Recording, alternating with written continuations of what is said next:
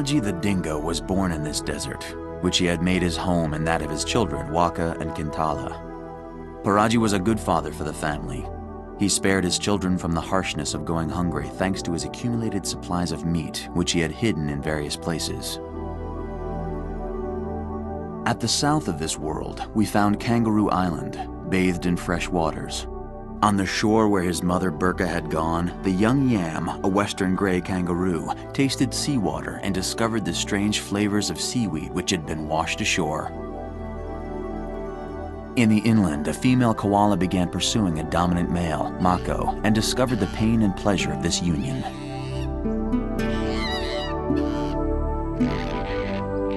All this Paraji projected on the Dome of Dreams, for it is in this manner we enter life when our dream begins.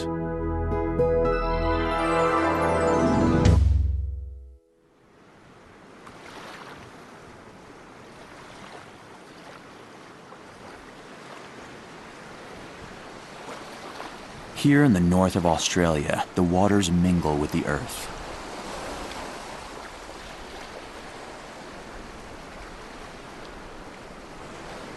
It is the most humid region of a continent nevertheless reputed to be the driest in the world. Once each year, the monsoons pour out flood tides from the heavens. There we find numerous estuaries where the tides mix fresh and salt water at will. This environment has promoted a rich ecosystem where birds, turtles, and other reptiles prosper. There is not just one coast where birds such as the pied oystercatcher who hunts for shellfish, or where marine turtles haven't placed their eggs. It's a windfall for crooks, borrowers, and robbers of every kind. On this beach reigns one of these such thieves, a dragon called a Varanus, who will soon climb out of his burrow where he has spent the night.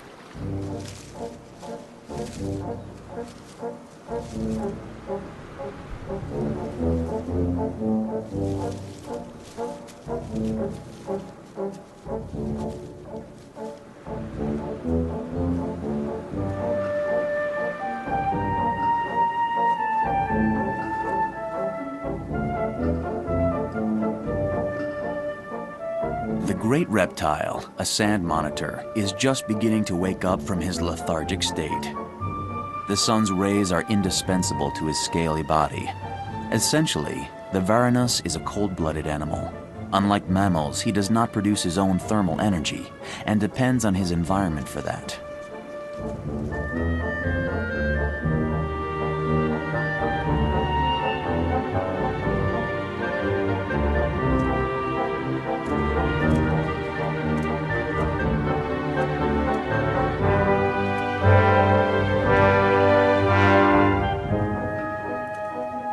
Having recharged all of his biological batteries, Min starts an inspection of his property. He trudges along heavily, for his body is massive and his limbs must exude great strength to support him on top of the ground. Yet in spite of his mass, the sand monitor is capable of running when he has to. This rapidity has given him the nickname Varanus the Racehorse.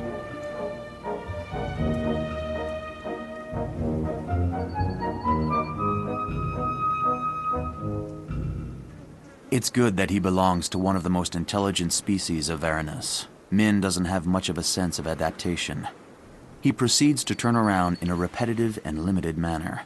A sandy hole in which not long ago he devoured a turtle's egg will be newly inspected day after day, as if the egg had the power to grow again, like a fruit.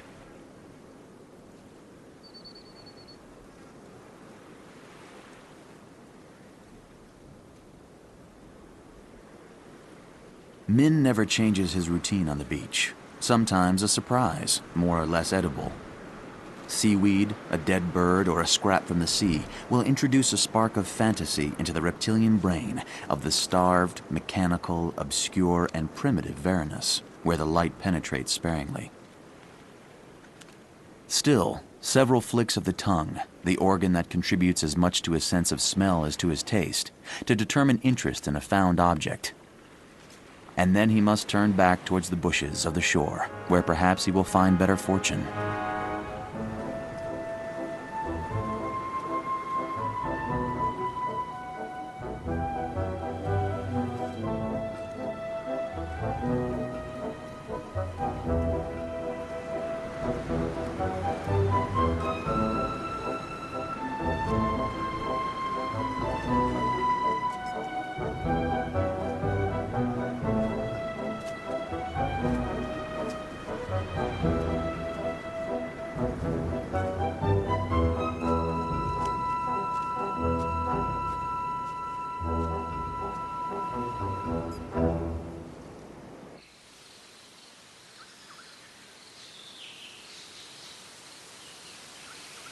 In the eucalyptus grove of Kangaroo Island, a female koala named Kakira is helping her 6-month-old baby discover the world.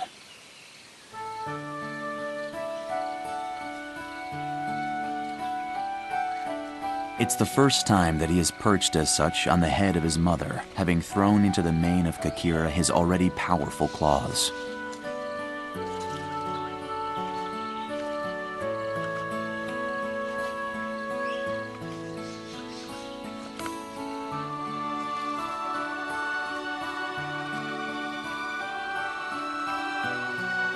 Kakira gave birth to him 35 days after having been conceived. The embryo, seeing that marsupials are not born as completed creatures, crawled into the jungle of maternal fur just to get to the pouch. He only resembled a larva at this point, a pink bean, less than 2 centimeters long. Hanging on to one of 2 teats, he completed his development in a shadowy light until the second birth around 5 months. Then he had to, for the first time, slide his nose towards the light outside.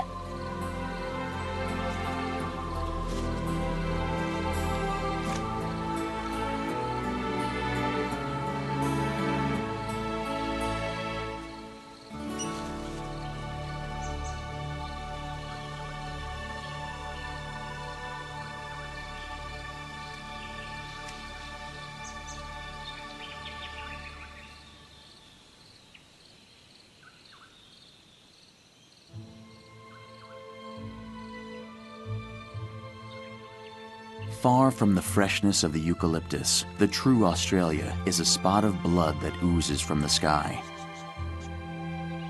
Of the great central desert, one says it is a scarlet heart, and with each beat it fathers a divinity, a myth, a dream. We call it the Red Heart.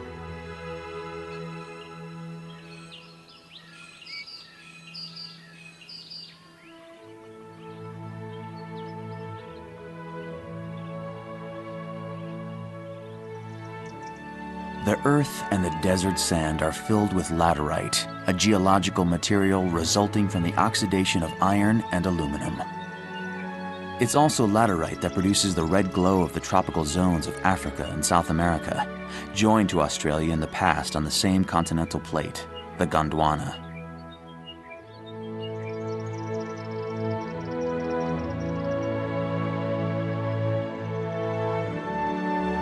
Canyons, craters, meteorites, shattered rocks. For the Aborigines, the real men, the chaos of this relief corresponds to that of our emotions. The first beings were dominated by them and were petrified here to remind us that life is only but a dream, a lake of pure sand that nothing should disturb.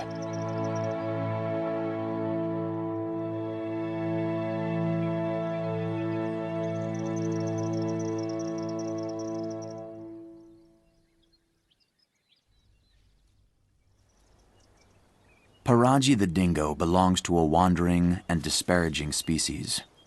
But he has wed the desert, and this latter has taught him foresight.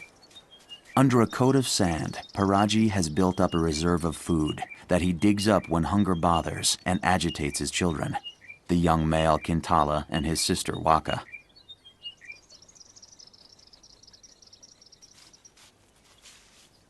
With wise management, Paraji takes enough for his needs. He masters time and could slow down the shortage if the game is made scarce.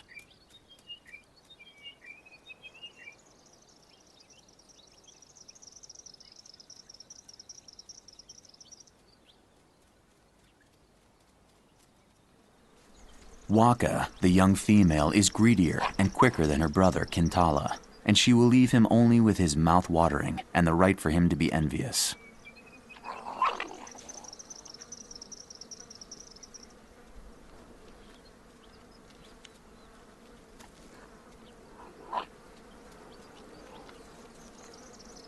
The meat is firm and cured just as she likes it.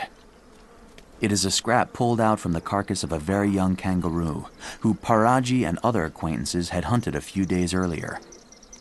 The dingo's diet is 3/4 mammals, such as kangaroos, wombats, rabbits, or rats. He likes to kill them himself, but he would gladly transform into a vulture if he found a creature already dead.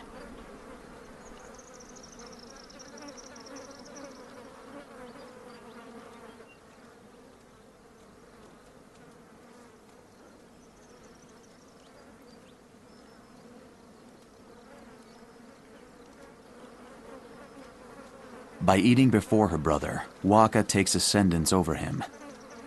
By means of simple intimidation, she forces him to check his impatience. Strength counts for nothing. In the desert, survival is also a question of attitude.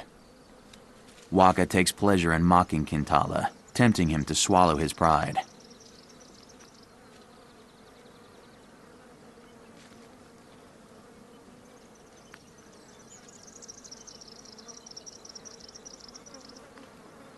And when Kintala, who is on the left, has finally been allowed to share the booty, it's only because his sister wants to be charitable to him. Paraji doesn't care about these quarrels. They will forge the character of his children. For it will be necessary for them to live on the burning sands of life, as much as to learn toughness and duplicity, to be initiated into violence as well as cunning.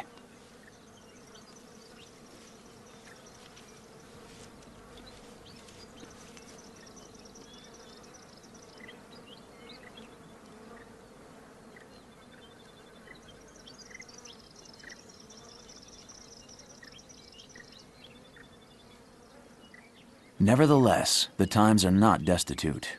The desert is dry, even if it's less in this season than during the dry season, but it's not empty.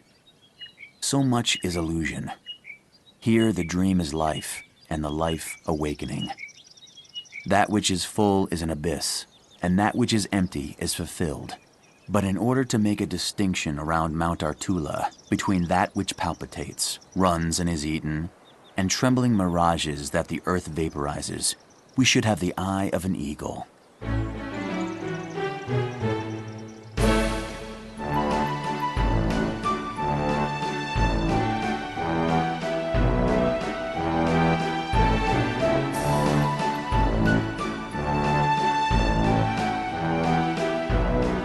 The wedge-tailed eagle is an eagle of great size, whose wingspan can surpass 2 meters.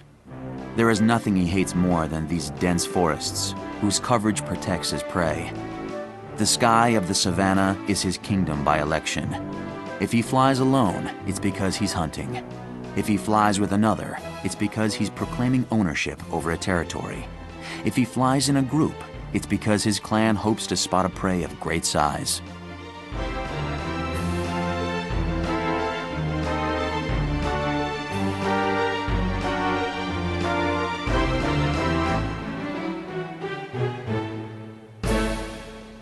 For the wedge-tailed eagles, waltzers carried by hot air that rises from the earth, it's a euphoric season.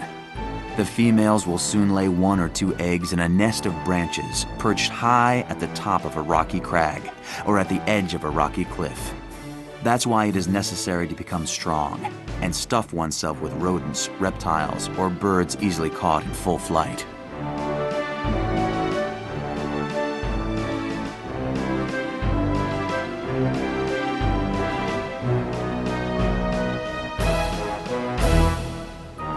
The bird sometimes stops, as if shattered by his own liberty. Then the hunt restarts and he lies in wait for his game. Hatch, fly, kill. With the eagles of the desert, the waltz is in 3 time.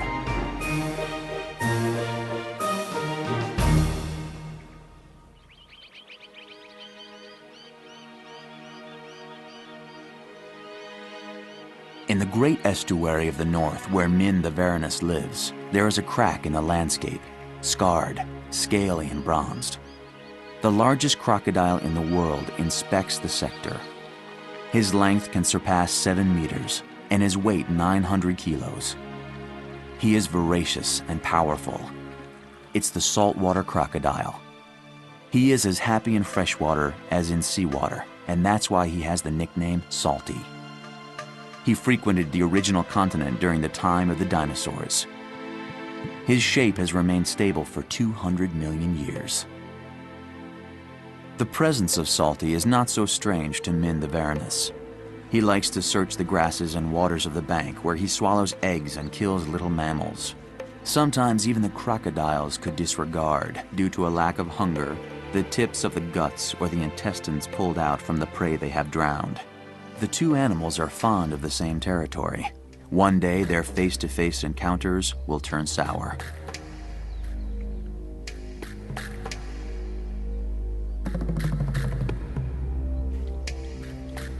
Min does not feel that his size makes him able to confront this most frightening of predators. He retraces his steps.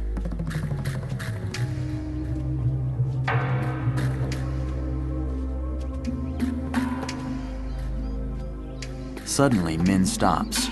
His tongue turns up towards his organ of smell, situated in his mouth, a bulb of deliciously fetid odors. The repeated passing of a wedge-tailed eagle confirms the impression of the Varanus. A cadaver is found within his reach.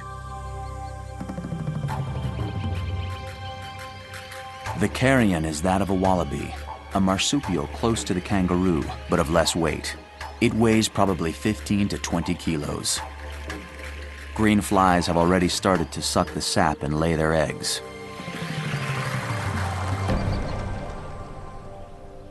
Before Min has approached them, the eagle has landed. He has only a few moments in order to pillage some fragments of the treasure. Already the Varanus extracts himself from this aroma of soaked flesh, which is not enough for him. At present, Min wants to tear up this cadaver with his teeth, of which the warmth will reheat the throat and the tripe for him.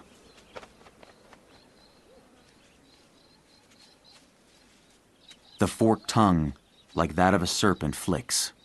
This gives the animal some information about the chemical composition of the air, if he is in the presence of predators or females, and about the nature of each scented particle. Min's tongue supplies, in packets of odors, a specialized sensor called Jacobson's organ. One could say that the Varanus sees with his tongue, like others see with their eyes.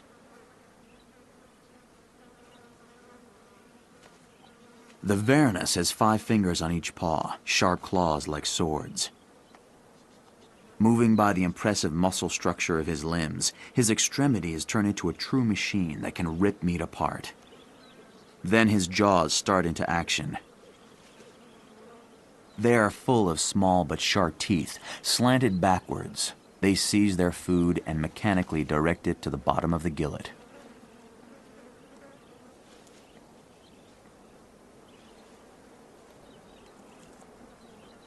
Min does not know which end to start on. This mass is too big for him. Nevertheless, the Varanus is the only saurian whose lower jaw drops down like that of a serpent and allows the passage of prey of disproportionate sizes. His skull is totally ossified in order to contain the pressure caused by these motions. But this device becomes a disadvantage when a carrion cannot even enter the mouth and cannot be dismembered even by shaking it.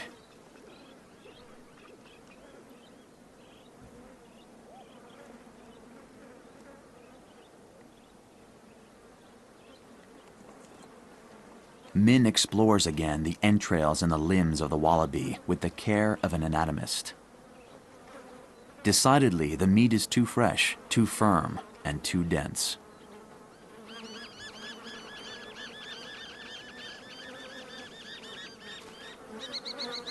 The Varanus is growing impatient. He attacks the superficial muscles of the carrion, which are certainly more accessible.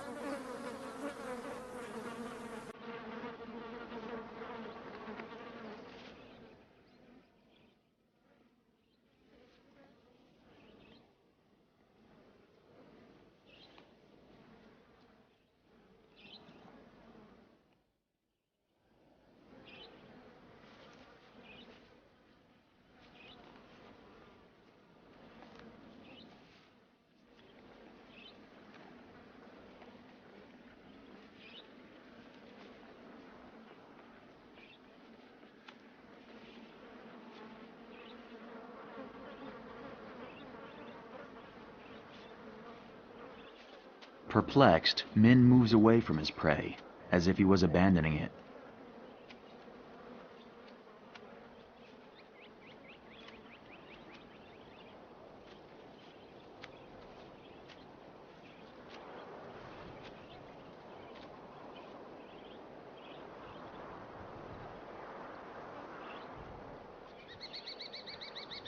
The Varanus drinks and catches his breath.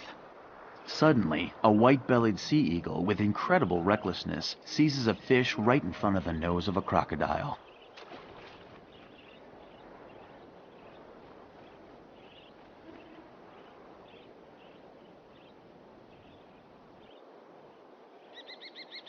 Without even interrupting his flight, a wedge-tailed eagle pinches some fibers of flesh that Min had detached from the carcass.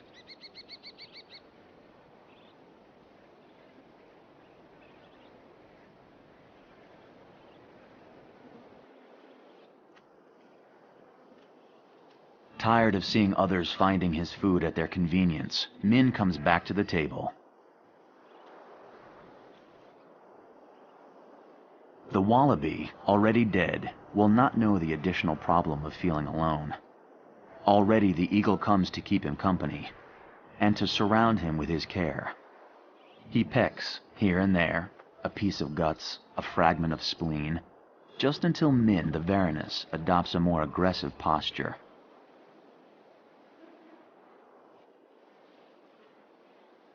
The reptile doesn't want to leave this meat here, which after several hours of decomposition will render it more tender and more docile. The occasion is too great. The annual food ration of a Varanus is only 5 times his own weight. This unexpected wallaby will fill a great part of Min's needs. It suffices for the present to put it in a safe place and to wait until the weather and the bacteria have rendered it edible. Min transforms himself into a tractor, a task for which his strength has predestined him and is comparable to that of a young buffalo.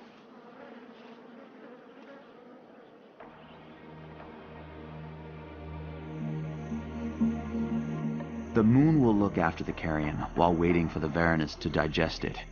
At the end of the day, each atom of the wallaby will grow in the great reserve of matter where it will give birth to other lives. The dream has aggregated this dust. It will return to the consciousness who fathered the world, and this mystery will be accomplished in accordance to the real men in the heart of the night, populated by dragons.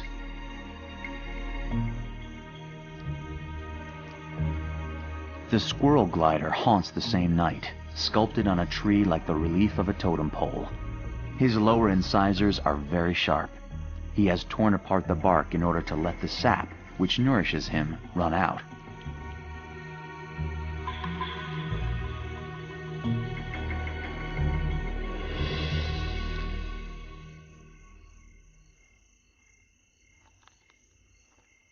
The little arboreal marsupial sets out to search for other saps, other nectar. He hesitates. Should he start with the same tree, or should he change suppliers? Soon, the animal makes a decision. He will explore the neighboring branches. No need to pass by the ground. The squirrel glider is equipped with a membrane of skin that connects the wrists to the ankles and that stretches enough for him to glide between 2 trees.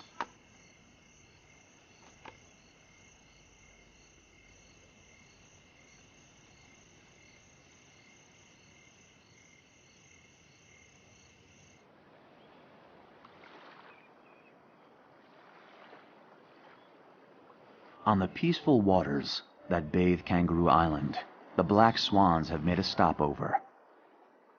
In a few hours, they will take off and land on a lake or a pond where they can stuff themselves on aquatic grasses. Several couples separate themselves on the blue of the sea. They are united for life.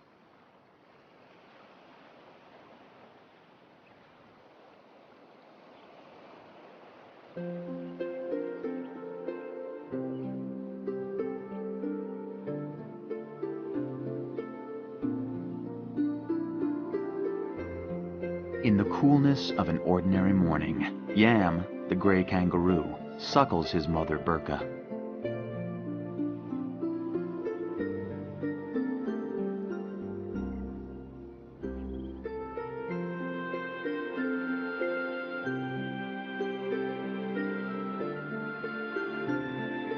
With kangaroos, the relation between mother and child is intimate and durable.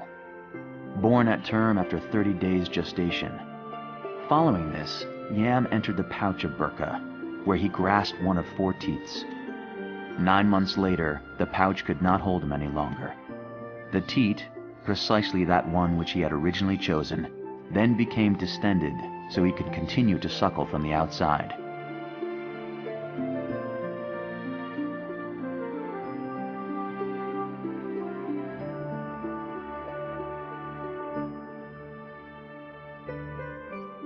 Little by little, the young kangaroo must move away from his past. Soon, for example, he must be weaned from his mother. But nothing will take away from him the nostalgia of the felt-like cocoon where he spent the start of his life. Yam would like never to grow up, and this will be his tragedy.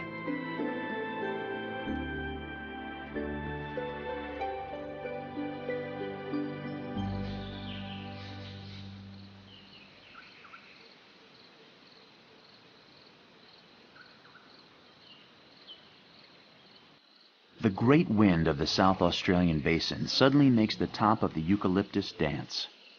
The green fleece of the island starts to tremble. The kingdom of the koalas topples like an imbalanced world.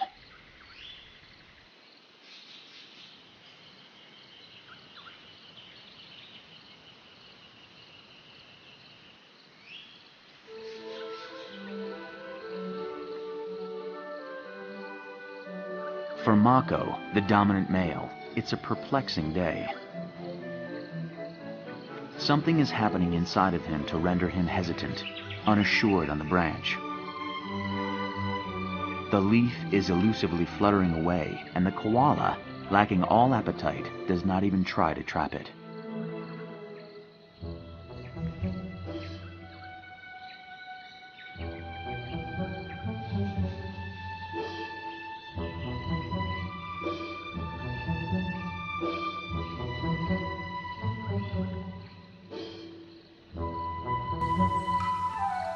Mako sits down on a branch. He observes the world and doesn't seem to recognize it. Everything seems strange to him.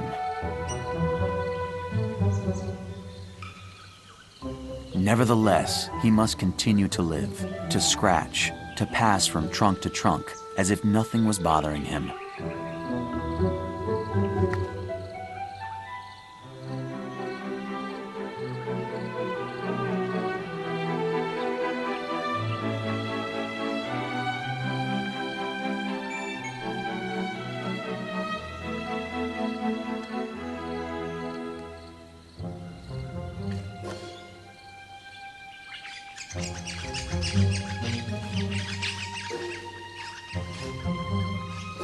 Mako explores his domain with the aid of the most effective instrument at his disposal, his nose. The nose of a koala is anatomically complex, disproportionate, covered in a fine leather, irrigated by a multitude of nerves and blood vessels. This sensor helps him recognize his surroundings, his fellow koalas, and his favorite leaves, the aroma of which had helped him regain his appetite.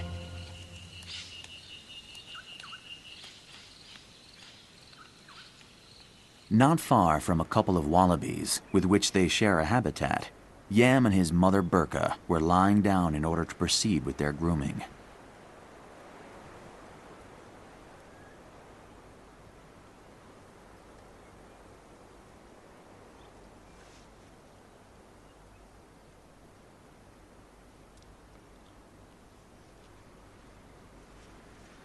From time to time, Yam confirms that the wallabies are not showing more exuberance than they should. During this time, Burqa is in the process of grooming her arms. The fingers of her hand are not opposite to her thumb. The capacities to manipulate for a kangaroo are considerably reduced. Under the watch of Burqa, a wallaby is taking off.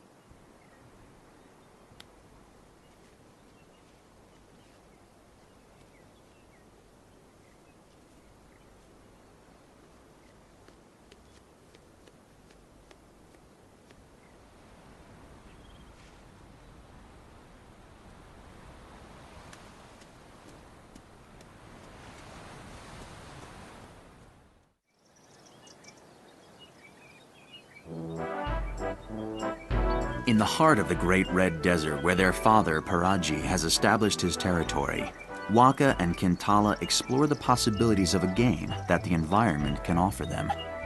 They are at an age where everything, even a simple bush, can pique their curiosity. And the game is called Invent the Universe.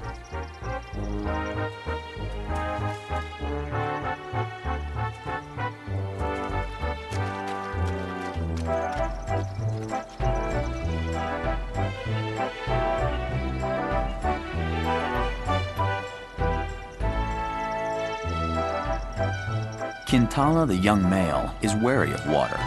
He knows it makes you wet and that it refreshes, and that you can drink it. But he doesn't like that it shimmers and can hide the trappings of life.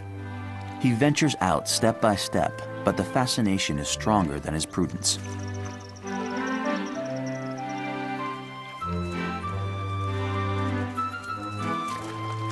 Waka is like the water, provocative. She stimulates her brother, excites him, and encourages him to launch himself, sometimes in her place, into the most risky adventures.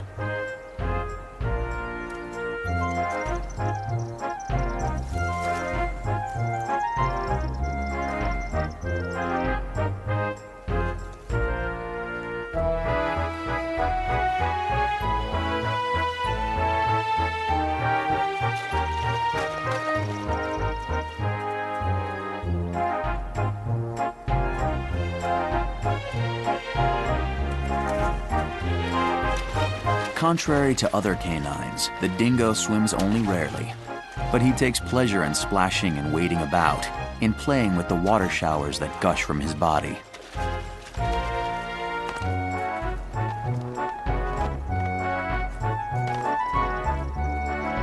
The game is necessary for Waka, the female with the broken ear, and her brother Kintala. It builds up character, although their past life has already contributed to this. Waka and Kintala were born 8 months earlier in an opossum's burrow that their mother had widened.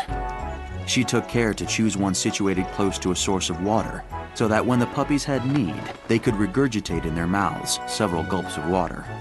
The litter was 5 puppies, but soon the dominant female of the pack didn't accept other litters, other than her own, from reaching maturity, and she started to slit the throats of her competitors' puppies.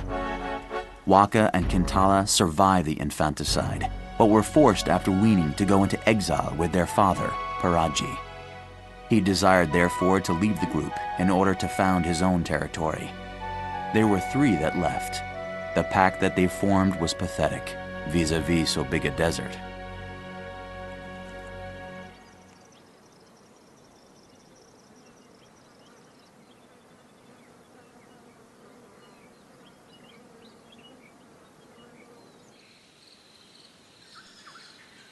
On Kangaroo Island, Kakira the koala is resting in the fork of a eucalyptus. Stuck to her like an excess piece of a fur coat, her baby is hanging onto her hindquarters. The young animal wants to become mobile, but his movements are still unassured, and the body of his mother that he must climb resembles a cliff too abrupt.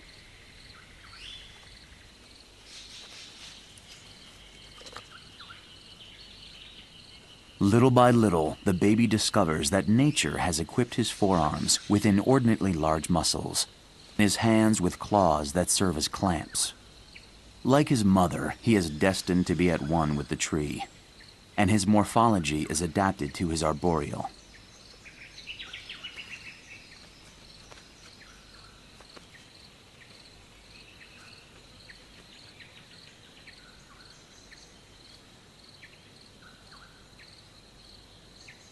Kakira's baby is still nursing, but now in a particular manner. Excrement rejected by his mother. This fecal matter contains bacteria that will settle in his digestive tract and will permit him, when he's weaned, to digest eucalyptus leaves.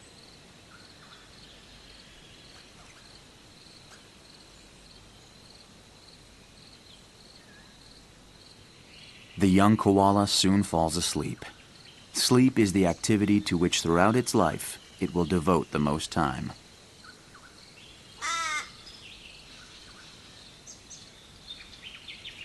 But at this age, the least little noise can bring him back to the world of the awake.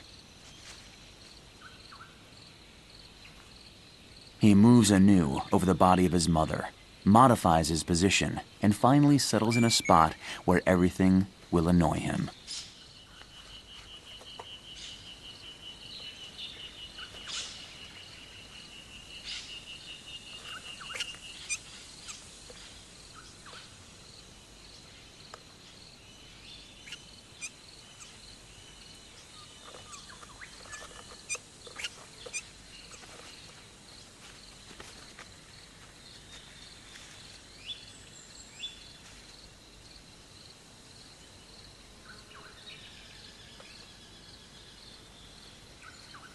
All is in its place.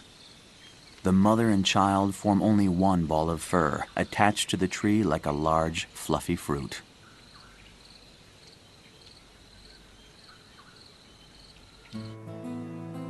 No one knows how many individuals form a family of kangaroos. With her invisible baby, Cartania, for example, counts as 2. Not far from her, Yam grazes close to their mother Burka. Cartania, like the other members of the family, tries to get rid of parasites that settle in her fur. In this season, it's a vain task without ending, and one which hounds her all the same.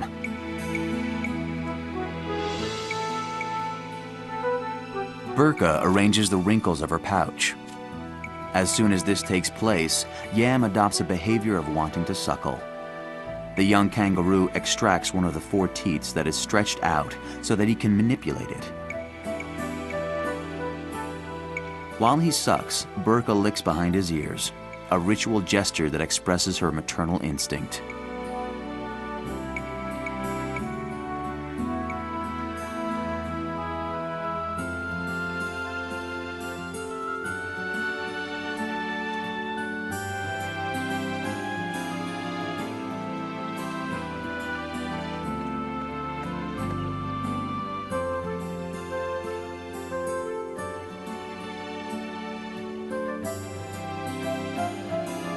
Burka can sense that her son should have already given up his milk for more stimulating vegetal nourishment.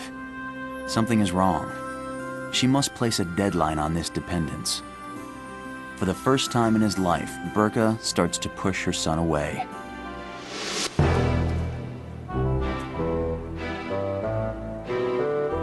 Yam remains dumbfounded, almost petrified.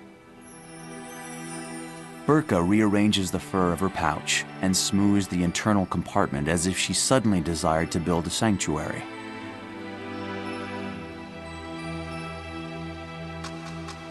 Greatly vexed, Yam falls back on the food which from now on is intended for him to eat. Thorny foliage, so harsh to the palate and that he dislikes so much.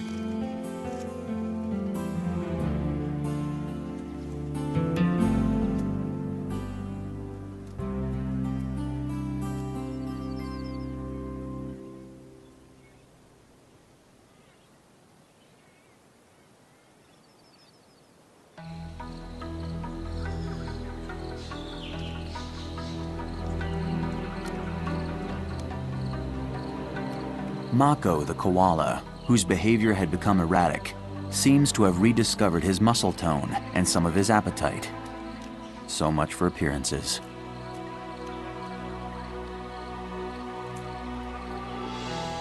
In reality, the victim of an infectious disease, the animal has lost an eye. His illness is caused by a bacteria known as chlamydia. This illness provokes problems with the urinary and pulmonary tracts and results in a progressive destruction of eyesight. It is principally transmitted by sexual intercourse, and coupled with stress and a destruction of their environment, puts the koala on the endangered species list.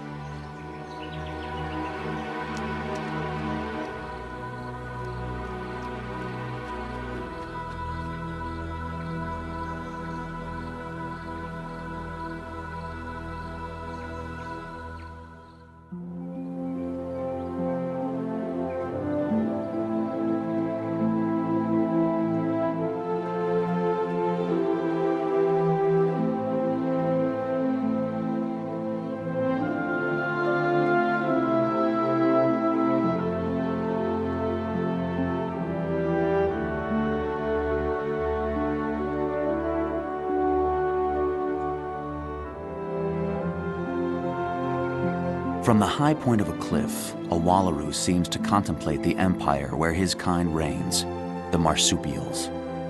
Wallaroos, wallabies, kangaroos, wombats, numbats, bandicoots, koalas, opossums. They have conquered the continent, their plains and their mountains, as well as their forests or their deserts.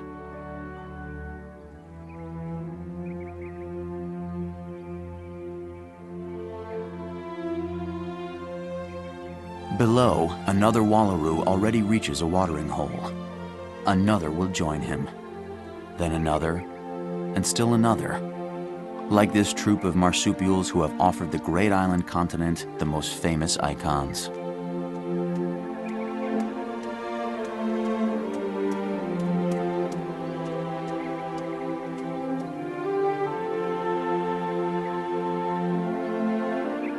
The method of reproduction for these animals differs fundamentally from that of other mammals. After a brief gestation period, a marsupial gives birth to an unfinished baby, which must complete its embryonic development in a pouch on the exterior of this reproductive apparatus. On the other hand, it's after a long gestation period that the mammal is called placental and is brought into the world as a baby already formed. Which of these strategies is the best? No one could say. We only know that marsupials invest less time and energy in the gestation period, and this allows the females to produce a new embryo faster if the first one does not survive.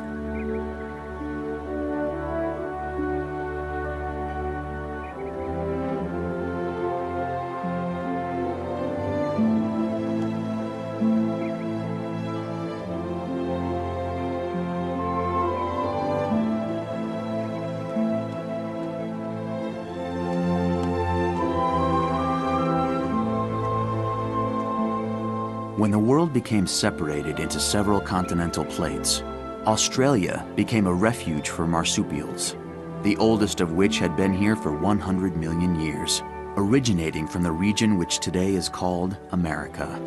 The last continent offered to the marsupials a land where predators did not abound like in the rest of the world. And so they adapted themselves, developed, and diversified.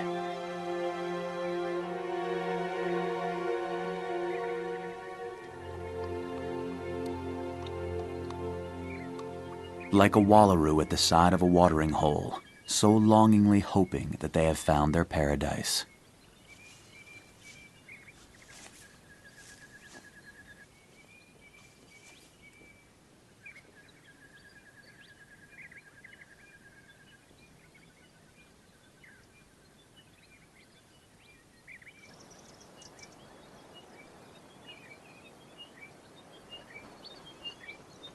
A black kite plots large orbs in the sky over the desert.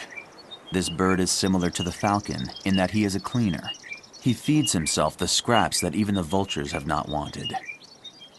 His presence is noted by the dingoes, for these latter sometimes leave him some cartilage or bone marrow that they don't want to stock.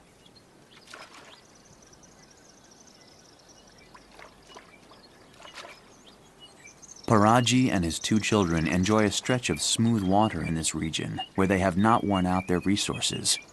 Here, everything is a motivation for playing, for exploring, for confronting the world.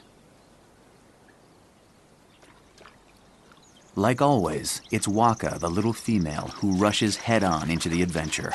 She seems certain that her father will have leniency for her indulgences. On the other hand, Paraji insists on evidence of perfect submission from his son Kintala. He doesn't hesitate to knock him over and let him feel his breath on his neck, a sign of domination. Kintala is easily tempted and compensates for this by exercising a certain ascendancy over his sister Waka, but she rolls on the ground more for pleasure than from weakness. And once again, Paraji has started to treat his son harshly. He will know that from now on, the spirit that created the world on the screen of dreams forgot to invent at the same time a common practice for dingoes: justice and equity. At present, Kintala, harassed by his sister, refuses to play and rubs up against he who never punishes or rejects him. the desert. Paraji is weary. It is time for him to go somewhere else. He must verify that no suspect odor betrays the presence of a stranger on the territory. He must reassure himself that one allied pack has not arrived in view to provoke a collective hunt. He must hope that a female is starting to roam about, not far where he will know to go look for a companion. Here, even for a dingo, time is precious.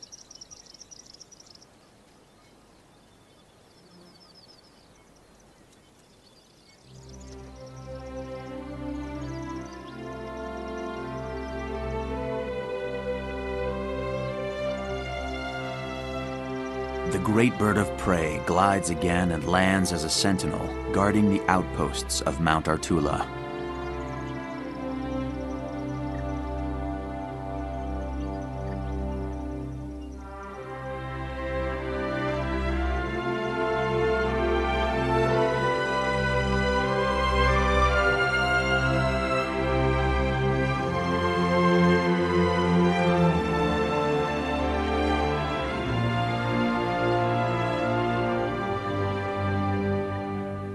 The day is completed in this season of grace and softness. It's the time where the young blood of this continent, of all continents, the most recently formed, colorizes in red the transparent air.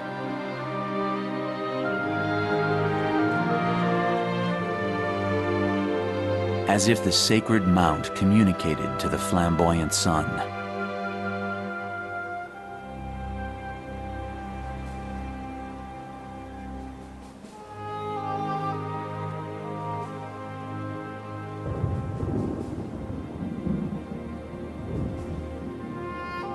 As if, like it happened at the origins of the world, these immeasurable exchanges of energy.